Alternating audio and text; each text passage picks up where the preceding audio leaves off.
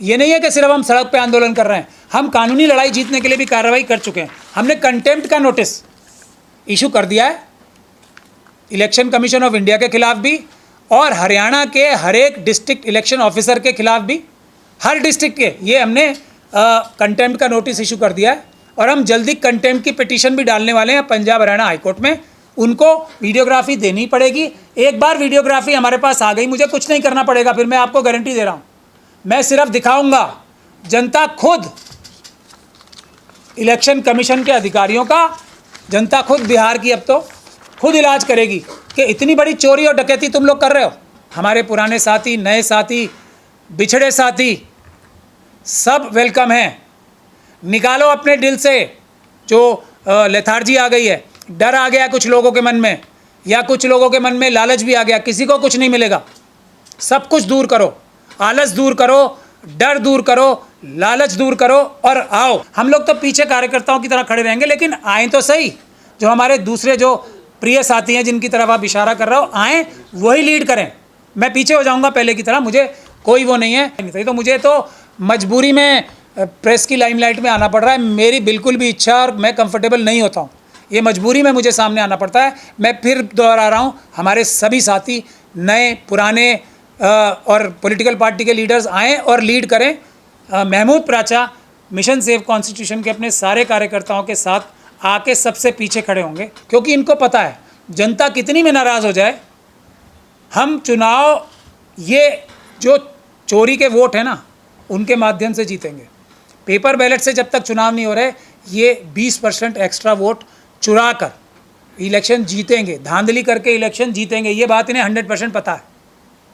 तो जब तक अगर इनको हटाना है तो सबसे बुनियादी बात यह है कि पेपर बैलेट से चुनाव का आंदोलन होना है, हो ही रहा है, वो मजबूती से होना है। और पेपर बैलेट का आंदोलन जैसे जैसे ताकत पकड़ेगा, अगर पेपर बैलेट से चुनाव होंगे तो एक एक सीट के लाले पड़ जाएंगे बीजेपी और आरएसएस को। ये इस देश की हकीकत है। इस देश से, इससे कोई भी देश में व्यक्ति जो ईमानदार है, सच्चा है, संविधानवादी है, अम्बेडकरवादी है, नज़र नहीं चुरा सकता। दूसरी जो सबसे बड़ी ताकत है इन मशीनों के अलावा, वो है स्लीपर सेल्स। हर एक पार्टी में, जैसे बसपा इतनी मजबूत पार्टी है, मिश्रा जी हैं वहाँ पे, वो एक ही अकेले काफ़ी हैं पूरी बसपा को तबाह करने के लिए। वो तबाह करने के लिए पूरी शक्ति से आगे जा रहे हैं। उनके कारनामे कई पता आप लोगों को नज़र आ ही रहे हैं बसपा के अंदर जो हो रहा है। दूसरा, कांग्रेस के अंदर तो मैं बता ही चुका हूँ कौन कौन स्लीपर सेल हैं। जयराम रमेश, वेणुगोपाल, अब तो शशि थरूर और सलमान खुर्शीद, ये सब स्लीपर सेल ही तो हैं। जाके मोदी जी की तारीफ़ कर रहे हैं बाहर जाके, और देश की तारीफ़ करो भाई। मोदी जी का तो नाम लेते ही देश का नाम नीचे होता है, तो वो कोई भी वफादार आदमी नहीं है देश का जो मोदी जी का नाम जाके कहीं भी लेता है। देश का नाम लो, अपने आप अच्छा हो जाएगा, सब रहेगा। हम 14 तारीख को पहले जंतर मंतर, उसके बाद पटना में बड़ा प्रोग्राम होगा एक, और उसके बाद बिहार के डिस्ट्रिक्ट में जाके मत पत्र वापस लाने के लिए आंदोलन शुरू हो चुका है, बिगुल बच चुका है। अब हम जनता के हवाले हैं, मिशन सेव कॉन्स्टिट्यूशन के सारे कार्यकर्ता आपके हवाले हैं। आप लोग आइए और ब्रिंग बैक बैलेट, यानी कि मत पत्र वापस लाने का जो आंदोलन है उसमें सहयोग कीजिए। अब ये आंदोलन रुकेगा नहीं, अब ये आंदोलन मत पत्र द्वारा चुनाव शुरू कराकर ही रुकेगा। जो नहीं आएगा वो पूरी तरीके से देश की डेमोक्रेसी का, बाबा साहब के संविधान का, बाबा साहब के दिए हुए अधिकारों का सच्चा सिपाही नहीं है। ये ऐलान करने में मुझे कोई गुरेज नहीं है। सब हमारे पुराने साथी, नए साथी, बिछड़े साथी सब वेलकम हैं। निकालो अपने दिल से जो लेथार्जी आ गई है, डर आ गया कुछ लोगों के मन में, या कुछ लोगों के मन में लालच भी आ गया। किसी को कुछ नहीं मिलेगा, सब कुछ दूर करो, आलस दूर करो, डर दूर करो, लालच दूर करो और आओ। 14 जून को 11 बजे जंतर मंतर पे आंदोलन बिगुल बच चुका है। जब चुनाव आते हैं तभी आप मत पत्र लेकर आ जाते हैं सर, ऐसा कैसे होता है काम? नहीं, बिल्कुल आपकी बात सही है और आप हमारी निंदा करें ये भी वेलकम है, लेकिन मैंने अभी आपको एक्सप्लेन किया है ये आंदोलन रुकने के लिए जयराम रमेश साहब, क्योंकि अदालत से ही रोक लग गई थी ना, हमें अदालत से भी तो फैसले लेने अच्छे। तो अदालत से ही एक तरीके से हमारे सामने एक बहुत बड़ा जाल जयराम रमेश साहब जी ने बिछाया था, वो हमने दूर कर लिया। मैंने अभी आपको सुप्रीम कोर्ट का ऑर्डर दिखाया। उसके बाद हमने, ये नहीं है कि सिर्फ हम सड़क पे आंदोलन कर रहे हैं, हम कानूनी लड़ाई जीतने के लिए भी कार्रवाई कर चुके हैं। हमने कंटेम्प्ट का नोटिस इशू कर दिया है इलेक्शन कमीशन ऑफ इंडिया के खिलाफ भी, और हरियाणा के हर एक डिस्ट्रिक्ट इलेक्शन ऑफिसर के खिलाफ भी, हर डिस्ट्रिक्ट के ये हमने कंटेम्प्ट का नोटिस इशू कर दिया है। और हम जल्दी कंटेम्प्ट की पिटीशन भी डालने वाले हैं पंजाब हरियाणा हाई कोर्ट में। उनको वीडियोग्राफी देनी पड़ेगी। एक बार वीडियोग्राफी हमारे पास आ गई, मुझे कुछ नहीं करना पड़ेगा, फिर मैं आपको गारंटी दे रहा हूँ। मैं सिर्फ दिखाऊंगा, जनता खुद इलेक्शन कमीशन के अधिकारियों का, जनता खुद बिहार की अब तो खुद इलाज करेगी कि इतनी बड़ी चोरी और डकैती तुम लोग कर रहे हो। ये हमने नोटिस दे दिया है हर एक डिस्ट्रिक्ट इलेक्शन ऑफिसर को, और जो सीईओ हैं हरियाणा के उनको भी, और इलेक्शन कमीशन ऑफ इंडिया को भी। ये हमने कंटेम्प्ट का कि हमें आपने जो वीडियोग्राफी नहीं दी है पंजाब हरियाणा हाई कोर्ट के आदेश के बावजूद, अब हम आपके खिलाफ अदालत की अवमानना का मुकदमा दर्ज करने जा रहे हैं। इसलिए हमने नोटिस दे दिया है, इसीलिए मैंने आपको बुलाया है। तो आपकी बात फिर भी सही है, और आपको हमारी निंदा ज़्यादा से ज़्यादा करनी चाहिए कि हमने पूरी ताकत हर टाइम क्यों नहीं लगा के रखी। लेकिन मैंने आपको वजह बता दी, एक तो ऑपरेशन सिंदूर और दूसरा जयराम रमेश साहब, दो वजह थे। लेकिन हम जैसे ही इन दोनों चीज़ों से हम लोग आगे बढ़े, हमने फ़ौरन ये आंदोलन दोबारा शुरू कर दिया। जैसे आपने अभी कहा पुराने साथी, क्या उनसे कोई बातचीत हो रही है आपकी? नहीं, अब मेरा बर्थडे पार्टी तो है नहीं है। बर्थडे पार्टी होगी जब मैं दूंगा, अभी तो समय ही नहीं है। लीड तो आप कर रहे हैं, तो आप बात नहीं, मैं लीड नहीं कर, मैं बिल्कुल, मैंने पहले दिन से बोला है, जैसे ही बाकी सब लोग आ जाते हैं, मैं पहले भी सबसे पीछे हो जाता था, अब भी सबसे पीछे हो जाऊंगा। मुझे लीड करने की आवश्यकता है ही नहीं। लीड करें राहुल गांधी जी करें, लीड करें खड़गे जी करें, लीड करें इनसे भी पहले मायावती जी करें, लीड करें अखिलेश यादव जी करें, ममता बनर्जी साहिबा करें, स्टालिन साहब करें, और अभी तो तेजस्वी यादव साहब करें, लालू यादव जी करें, और जो सीपीआई के लीडर हैं वो लोग करें लीड। हम लोग तो पीछे कार्यकर्ताओं की तरह खड़े रहेंगे। लेकिन आए तो सही, जो हमारे दूसरे जो प्रिय साथी हैं जिनकी तरफ आप इशारा कर रहे हो, आएँ वही लीड करें। मैं पीछे हो जाऊंगा पहले की तरह, मुझे कोई वो नहीं है। तो मुझे तो मजबूरी में प्रेस की लाइमलाइट में आना पड़ रहा है। मेरी बिल्कुल भी इच्छा, और मैं कंफर्टेबल नहीं होता हूँ, ये मजबूरी में मुझे सामने आना पड़ता है। मैं फिर दोहरा रहा हूँ, हमारे सभी साथी नए पुराने और पॉलिटिकल पार्टी के लीडर्स आएँ और लीड करें। महमूद प्राचा मिशन सेव कॉन्स्टिट्यूशन के अपने सारे कार्यकर्ताओं के साथ आके सबसे पीछे खड़े होंगे। अगर हाँ पुलिस की लाठी चलेगी तो हम लोग आगे आ जाएंगे। ये भी ऐसा मत समझे कि हम इनको आगे करके पुलिस के सामने खड़ा कर देंगे। उस टाइम हम सबसे आगे रहेंगे। गोली चलेगी पुलिस की या लाठी चलेगी तो हम सबसे आगे रहेंगे। मनुवादी मानसिकता, संविधान विरोधी मानसिकता की जो सरकारें बनी हुई हैं आरएसएस और बीजेपी की, उनसे निजात पाने के लिए, उनसे छुटकारा पाने के लिए और देश को आरएसएस और बीजेपी से बचाने के लिए यदि कोई सबसे महत्वपूर्ण कार्य है तो वो मतपत्र द्वारा चुनाव है। इस बात को हम लोगों ने, जो मिशन सेव कॉन्स्टिट्यूशन ने आंदोलन शुरू किया था सड़कों पे 5 जनवरी 2024 से, हम कभी भी भूले नहीं हैं, कभी भी हमने उसे नज़रअंदाज नहीं किया। हालांकि आप लोगों ने और देश के दूसरे नागरिकों ने भी, ख़ास तौर से अम्बेडकरवादियों ने और संविधानवादियों ने हमसे भी बहुत शिकायत की, बहुत नाराज़गी जाहिर की कि हमने भी कुछ महीनों के लिए ये आंदोलन जो है ब्रिंग बैक बैलेट, मतपत्र वापस लाने का, वोटों में धांधली वाली मशीनों का जो विरोध था और मतपत्र वापस लाने का जो आंदोलन था, थोड़ा धीमे कर दिया था। तो हालांकि मुझे भी बहुत सारे लोगों ने बहुत सारी बातें कही और बहुत बुरी बुरी बातें भी कही, सोशल मीडिया पे भी कही। मुझे दुखी होने की जगह खुशी हुई इस बात से, क्योंकि इन सभी लोगों को मेरे पास ये बताने की वजह है कि मैंने जानबूझ के नहीं, बल्कि कुछ ख़ास हालात की वजह से ये आंदोलन स्ट्रैटेजिकली थोड़ा पोस्टपोन करना पड़ा था, लेकिन छोड़ा नहीं। लेकिन जनता ने जितना नाराज़गी मुझसे खुद जाहिर की, मुझे इस बात की बहुत खुशी है। ये हमारे आंदोलन को कामयाबी की राह पर ले जाएगा, इसमें मुझे अब कोई भी शक और शुबे की गुंजाइश नहीं है। चाहे ये जो बड़ी बड़ी हमारी पॉलिटिकल पार्टीज़ हैं ये हमारा साथ दें या ना दें, जनता ने मुझे तक गाली देना शुरू कर दिया था। ये मेरे लिए सबसे खुशी का विषय है। पॉलिटिकल पार्टीज़ के बड़े बड़े लीडर्स को तो जनता गाली दे ही रही है, मुझे भी इसलिए कि आपने आंदोलन ख़त्म कर दिया। आप भी उसी तरह बेईमान तो नहीं हो गए कहीं। तो मैं पहले तो सफाई दे दूं अपनी खुशी जाहिर करने के बाद, यही काम आपको करना है जनता को। जो व्यक्ति पेपर बैलेट लाने के लिए आंदोलन नहीं कर रहा, वो संविधान का सही रक्षक नहीं है। उसको आप सवाल करो, सड़क पे करो, उसके घर में जाके सवाल करो, अगर वो ख़ास तौर पे अपोजिशन पॉलिटिकल पार्टी का मेंबर है। ये सबसे अच्छी बात है। दूसरी बात ये, अब मैं सफाई भी दे दूं अपनी। आप सब लोगों को याद होगा कि हमने पंजाब हरियाणा हाई कोर्ट से एक बहुत ही अच्छा ऑर्डर लिया था कि 90 की 90 सीटों पे ये हमने 9 दिसंबर 2024 को लिया था, हमें वीडियोग्राफी मिलेगी। ये वीडियोग्राफी से हम किस तरीके से आरएसएस और बीजेपी को इलेक्शन कमीशन चुनाव जिताती है, हम देश की जनता को अपनी आंखों से दिखा देते, सिर्फ बड़ी बड़ी स्क्रीन्स लगा के 90 की 90 हरियाणा में कॉन्स्टिट्यूंसीज। उससे बचने के लिए सरकार ने 20 दिसंबर के आसपास 21 दिसंबर को कानूनी बदल दिया। ये हिम्मत सरकार की नहीं हुई, इलेक्शन कमीशन की नहीं हुई, तो हमारा हाई कोर्ट का ऑर्डर चैलेंज करते सुप्रीम कोर्ट में, बल्कि कानूनी बदल दिया। लेकिन कानून बदलने से भी उनका कोई फ़ायदा नहीं हुआ, उनको ये नज़र आ गया। तो उन्होंने, जो कांग्रेस के अंदर उनके स्लीपर सेल हैं जयराम रमेश साहब, उनको तैयार किया आरएसएस और बीजेपी ने, और उनसे सुप्रीम कोर्ट में एक पिटीशन डलवाई। पिटीशन का नज़र आने में तो बहुत फ़ायदेमंद चीज़ लग रही थी कि जो प्राचा साहब को, जो रोकने के लिए प्राचा साहब को वीडियोग्राफी ना मिले, उसके लिए जो कानून बदला है वो गैर कानूनी है, उसको समाप्त कर दिया जाए।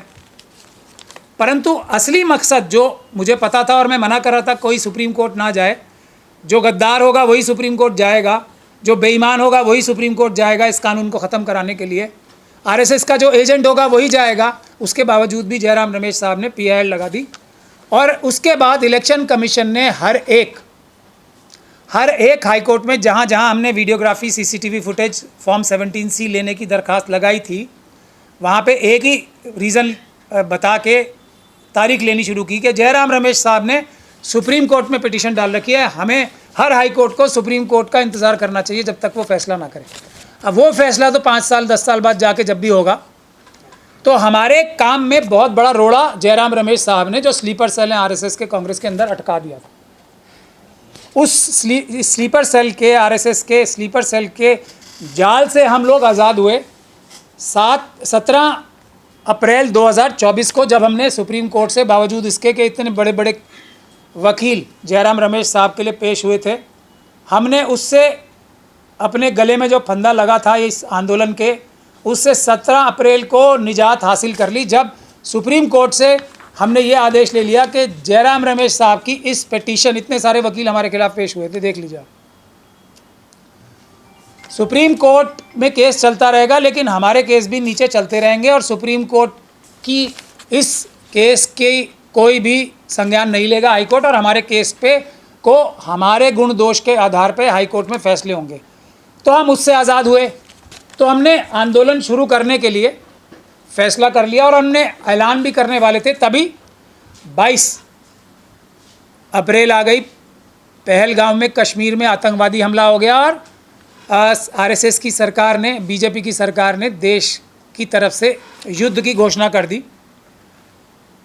तो अब भले ही हम इस सरकार को गैरकानूनी सरकार मानते हैं, मगर क्योंकि देश की जहां बात आएगी तो हमने अपना आंदोलन, हालांकि ये बहुत बड़ा आंदोलन था, हमने भी ये कहा कि अभी हम, जब तक ये युद्ध समाप्त नहीं हो जाता, हम आंखें बंद करके हर काम में सरकार के साथ रहेंगे, जब तक कि सरकार हमें साफ नज़र न आ जाए कि ये बिल्कुल ही देश को लुटा रही है, बेच रही है, या जो भी कर रही है। ऑपरेशन सिंदूर हुआ, आप सब लोगों ने देखा किस प्रकार से प्रेस के माध्यम से ये बता रहे हैं कि हमने पाकिस्तान को हमला होने की सूचना पहले से दे दी थी।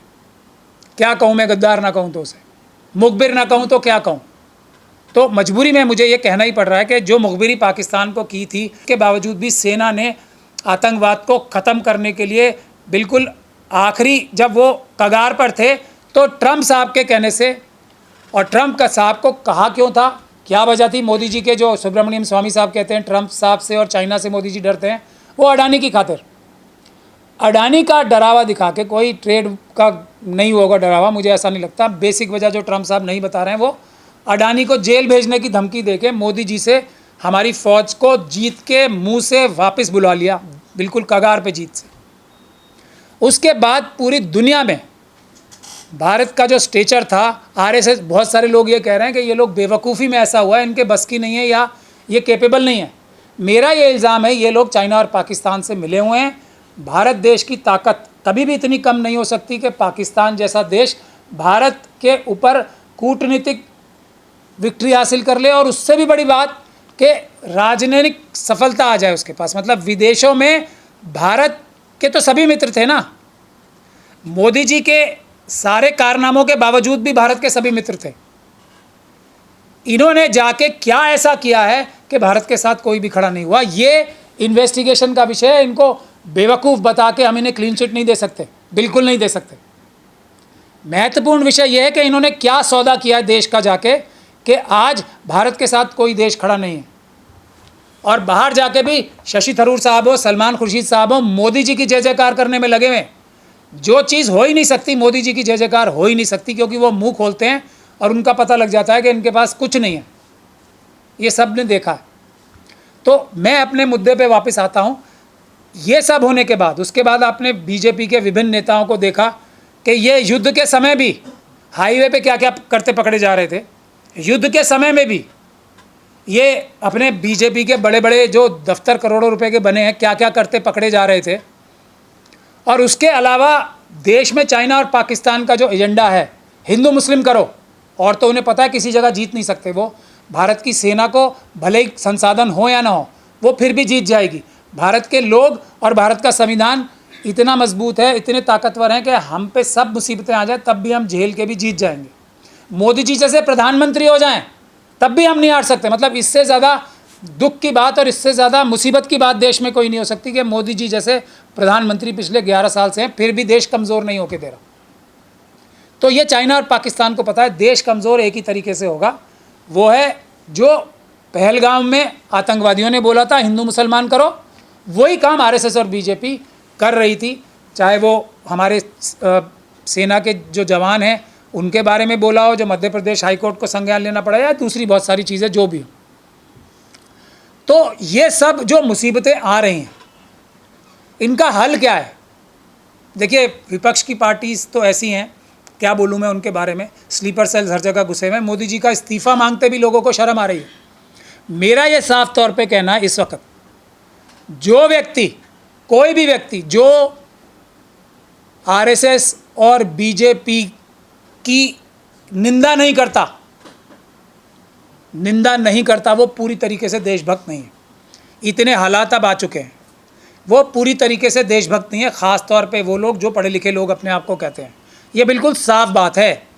जो उनकी निंदा नहीं करता और जो किसी भी हद तक जाके उनका इस्तीफ़ा मांगने की कोशिश नहीं करता, वो भी देशभक्त नहीं है। एक तो हमें ये बात साफ तौर पे कह देनी चाहिए। और कोई भी व्यक्ति आरएसएस और बीजेपी का समर्थन करता है तो उसको देशद्रोही कहने में मेरे ख्याल से कोई हिचक नहीं होनी चाहिए अब। लेकिन जो बुराई नहीं करता उनकी, वो भी पूरी तरीके से देशभक्त नहीं है। लेकिन इस मुसीबत से हम बचें कैसे? क्या मोदी जी को और अमित शाह जी को कोई फ़र्क पड़ रहा है, नड्डा जी को या मोहन भागवत जी को? पूरे देश की जनता, हमारी महिलाओं ने सिंदूर जब बांटने की धमकी दी थी घर घर जाके बीजेपी के कार्यकर्ताओं ने, तो चप्पलें लेके तैयार हो गई थी महिलाएं, मारेंगे इन्हें, आओ। तो ये माहौल है देश का। हर व्यक्ति मोदी जी को, अमित शाह जी को देश के साथ देश का नुकसान करने का सबसे बड़ी वजह मान रहा है। अभी आप किसी से भी जाके इंटरव्यू सड़क पे ले लो, लेकिन फिर भी इन्हें फ़र्क नहीं पड़ रहा। फिर भी ये बड़े बड़ी टोपियां लगा के फ़ौज की ड्रेस में, मतलब शर्म आनी चाहिए। हमारी फ़ौज का हर एक जो सिपाही बहादुर है, उस वर्दी में अपनी फ़ोटो लगा के क्या दिखा रहे हो कि कोई बुज़दिल व्यक्ति भी भारत की फ़ौज में हो सकता है? आपको तो सुब्रमण्यम स्वामी साहब ही बुज़दिल कहते हैं।